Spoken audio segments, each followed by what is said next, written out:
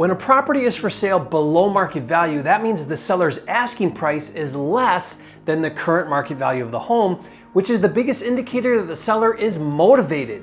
These are the best deals to go after. On today's video, get ready to nerd out with me using a very important equation in real estate, price per square foot. And using my 10-step process, I'm going to show you how to quickly find and identify houses for sale that are below market value and convert them into deals. I'm even going to give you a software tool that does it for you for free. All of that and more coming up.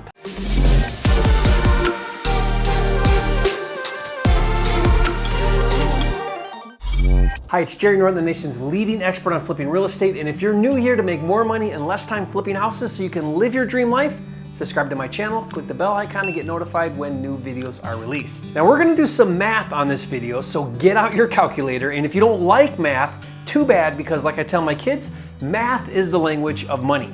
As I always do in my videos, I'm gonna start with the big picture and then drill down into the details because you have to understand the concepts first.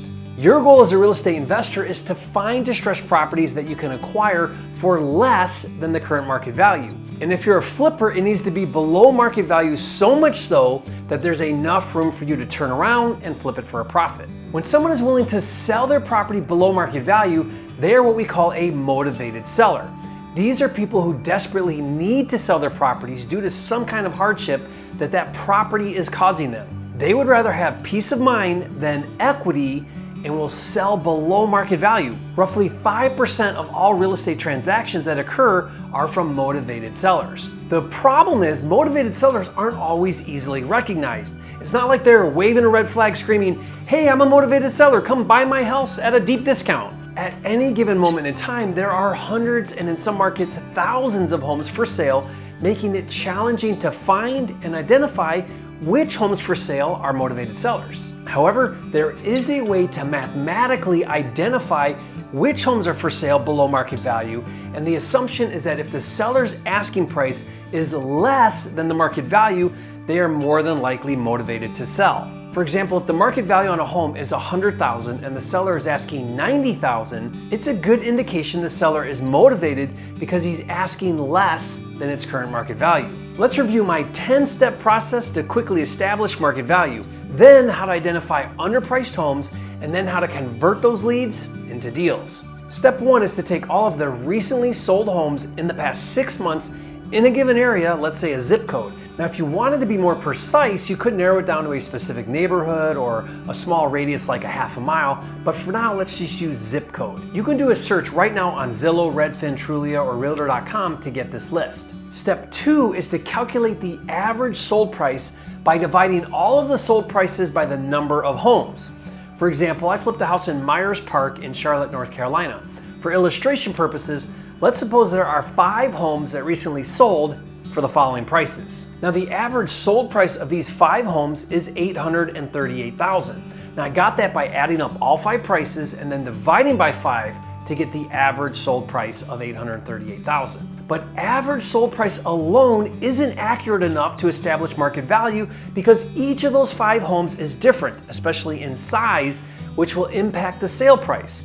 For example, home number 1 that sold for $710,000 could be much different than home number 5 that sold for $954,000. Step 3 is to add another piece of information to the equation, the total livable square footage for each sold home. Now let's do the same and get the average square footage by taking all 5 square footages and dividing that by 5 to get an average square footage of 3,376. So now we know that the average sold price using just the data provided is $838,000 and the average square footage is 3,376. So step 4 is to take it one more step and calculate the sold price per square foot for each of the 5 homes by dividing the sold price by the average square footage of each home. Here are the results. Price per square foot allows you to look at homes now apples to apples by using the same unit measurement. As you can see, home number 1 sold for the lowest, which was $243 per foot, and home number 4 sold for the highest at $262 per foot, even though home number 5 sold for more in actual dollars. Now, step number 5 is to calculate the average price per square foot by dividing the 5 sold prices by the square footage by 5 to get 252. So what exactly does that mean, and why is that so important? This means that the average in that area, based on the data we used, each square footage of home has a value of $252. So now that we established that the market value is $252 per square foot, that means everything that is currently for sale below $252 per foot would be considered below market value.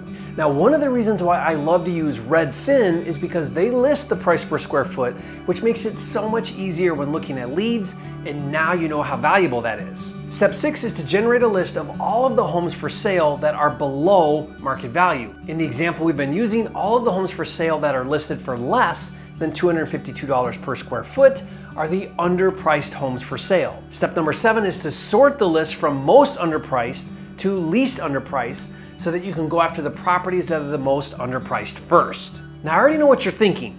Wow, Jerry, this sounds like a lot of work. Trust me, I know. This is how I used to do it, and it took me forever to compile and sort and organize the data, but it was worth it because it gave me a list of active homes for sale worth pursuing. Now, wait until you see what I created. You're gonna love this. I spent thousands of dollars developing a software tool that I call Data Cruncher that does all 7 of these steps for you in a split second.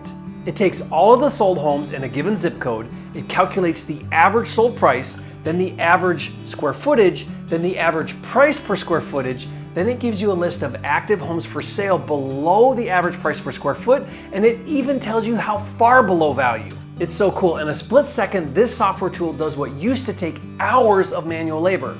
Now, if you're a subscriber to my channel, I'll give you a login to this software for free. Not a trial or anything, but unlimited access. So if you're a subscriber, click the link in the description. If you're not a subscriber, do that right now so that you can click the link in the description and get this tool for free. Once you have a list sorted by the most underpriced homes in any given zip code, step 8 is to analyze the deals using the house flipping deal formula to get to your offer price. Now, to get my instant deal analyzer for free, if you're a subscriber that is, just go to instantdealanalyzer.com or click the link in the description. Now, once you have your offer price, step 9 is to make the offer. Since these are on-market properties, follow my double dip strategy where you call the listing agent directly and you make your offer through him or her. To learn more about how this is the best strategy for getting on-market deals, watch this video. And finally, step 10, if they don't accept your offer right away, follow up and resubmit your offer once a week for as long as the property is still for sale. I can't tell you how many deals I've gotten by consistently following up with the seller. And hey, thanks for nerding out with me on this video. If you learned something new, leave a comment. Let me know your biggest takeaway. I'd love to hear from you. And be sure to watch this next video where I go into more detail about how to dominate finding and flipping on-market deals. Watch that now, and remember, it's not about the money, it's about having the time and freedom to have, be, do, and give everything that matters in life. That's what it's all about, and I'll see you on the next video.